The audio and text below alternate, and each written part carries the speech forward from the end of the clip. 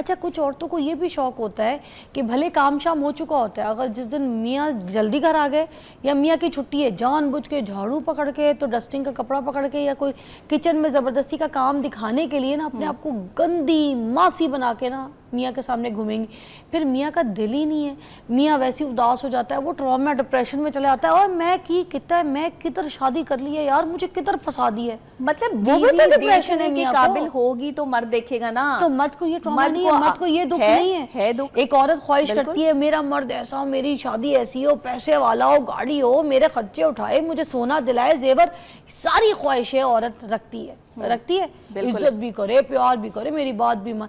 تو کیا مرد یہ خواہش نہیں رکھ سکتا کہ میری بیوی بھی حور پری ہو؟ اچھا، مردوں کے ایموشنز، مردوں کے پین، مردوں کے آنسو کے، ان کے درد کے اوپر آج کا ہمارا ٹاپک ہے. نبیہ سے بات کر رہے تھے.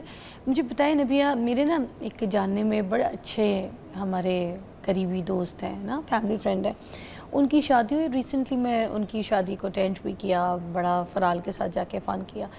تو تھوڑے دن پہلے ابھی میں نے کال کیا، 2-3 دن پہلے، تو مجھے پتہ چلا کہ ان کی ڈیورس ہو گئی. تو میں نے کہا، میں تو کال کر رہی تھی کہ اب میں ان کا ڈنر کروں گی اور یہ وہ آل دیٹ، تو اب یہ کیا سین ہوا ہے؟ تو پتہ چلا کہ جو لڑکی تھی وہ 1:30 بجے 2 بجے سو کے اٹھتی تھی. ان کو گھر گرستی کی کوئی سمجھ نہیں تھی، جبکہ ماں باپ زندہ نہیں ہیں لڑکے کے، تو ایسا وہ والا پریشر بھی نہیں تھا گھر میں، کوئی دیور، کوئی نند، ایسا وہ بھی کوئی سین نہیں تھا.